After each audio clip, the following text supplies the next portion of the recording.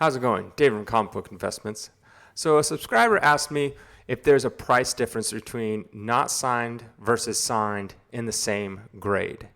And so this video, I'm going to break down the difference in price and the reason why there's such a huge price difference sometimes, and sometimes not much of a price difference. And I'll explain why for each book. But here's going to be a bunch of examples of different comics for what they sold recently versus the signed versus the non-signed version.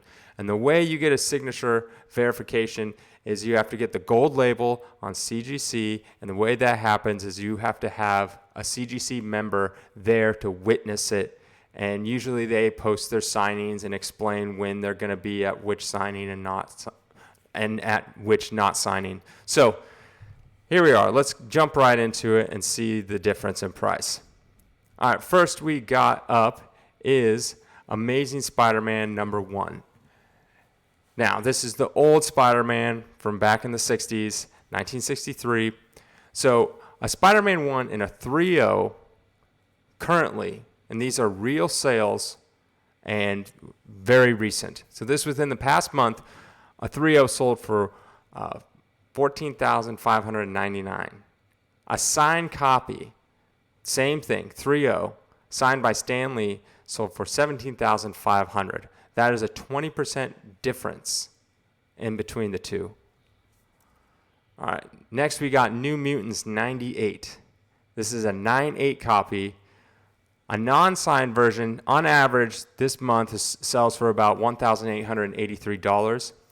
The very same, but signed with the gold label, signed by Rob Liefeld, sells for $2,500. So that's a 33% increase. Now, if that same copy was signed by Rob Liefeld and Stan Lee, that's $4,550. That's 142%.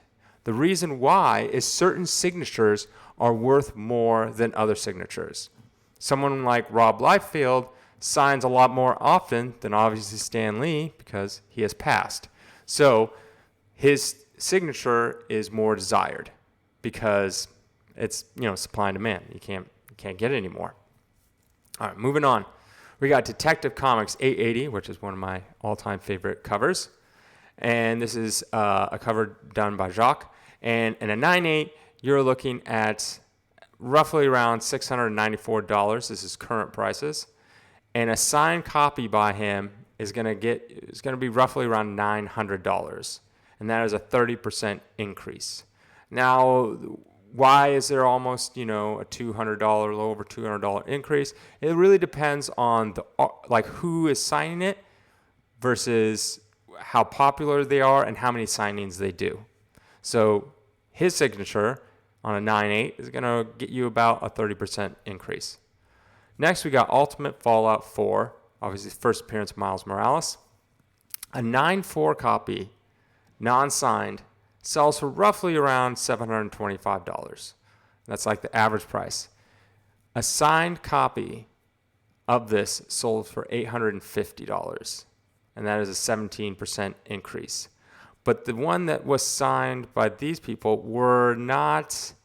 it wasn't like Mark Bagley, it wasn't like the cover artist, it was just more people that did maybe the coloring or the story. So really depends here. It's just a slight difference based off of who signs it. All right, last we got Venom Lethal Protector #1. And this really shows you the difference in price based off who signed it. So for a CGC 9.8, I'm not talking about the variant gold cover or black cover or whatever. This is just the normal red cover. A 9.8 sells for $181 currently. A signed copy by Stan Lee, Mark Bagley, and David Michelini, I don't know, however you say his name, sold for $1,450. That is a 701% increase from the non-signed. Why? Because it has Stan Lee's signature on there. Stan Lee's much more valuable. If you just have a Mark Bagley signature, just a Mark Bagley by himself, you're looking at about $300 for a 9.8. That's a 66% increase from the normal version, non-signed. And then for David Michelini, you're looking at $203 one sold for. That's only a 12% increase. So it really doesn't increase that much, right? It really comes down to how popular the person is, either if it's a writer, if it's a colorer, or an inker, or who did it, or sometimes they'll even have signatures of maybe the actor Tom Hardy, and that could command a lot more. And then it also comes down to how many times do these people sign and how often they are at these signings. So that's how you can literally see the price difference jump, basically who is signing this comic. If you just have the cover artist, Mark Bagley, it's going to be $300, up 66%.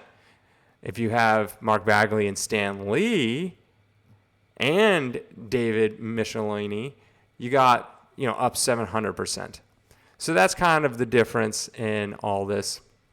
I hope this clarifies. Now, you can get a signed copy that you send to CGC that they didn't witness, that they weren't there to witness it or whatever. So a lot of times this happens, like people would go back in the day and get like Jack Kirby's signature at a Comic-Con in like the 70s or 80s, or maybe a Stan Lee signature in the 90s.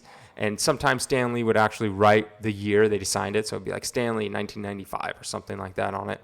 So when you send those to CGC, they're going to get a green label. And a green label, all that means is there's something weird about it. It's like qualified. So it's usually like a page missing, a coupon cut out, or there's something weird going on with maybe the manufacturing, or it has Stan Lee signed on it, but it wasn't witnessed. So it's kind of weird how they do that, personally, I think. And so what ends up happening is it gets a green label. Now, a lot of people are understanding about the green label, but it won't ever get the same price as a gold label. I usually think if you have like a Stan Lee signature that's older, and even if it's verified and all through like a third party, it usually just gets a little bit of a bump, not too much of a bump. Not like this, 700%. So, and then there's also CBCS, which has their witness signature and their verified signature. Witnessed is they're there to see it. And then they have their verified, where you send it into them. And then they have basically a library of signatures, and they can look at it and go, okay, yeah, it looks like it's verified. But I did a video on that, how it pretty much is pretty... like you can counterfeit it and they wouldn't even know. So some guy tested it. You can watch a video on that later. So I hope this clears everything up, and there is actual price difference, because you have to think about it. For this person to take this book in to get it signed by all three of these people, either they did it separately, right? You can do that. You can get, signed by Stan Lee in, 2008, and it'll say on the label, signed by Stan Lee in 2008 at maybe a Comic-Con or something. And then like 2 years later, you can go, 2010, you can get signed by Mark Bagley, right? And you just do that, and each time they'll add it to the label CGC will. So you have to calculate like, well, that's a lot of work. Sometimes you can get lucky and go to Comic-Con and get them all there at the same time. But a lot of times, you have to go and find each of these signatures, and you have to go to these verified CGC signings. And so it can be a lot of work. A lot of people don't want that, so they're willing to pay a massive premium. But just make sure when you get it signed that if you're in this for the money, it depends who signs it. All right. Have a great day.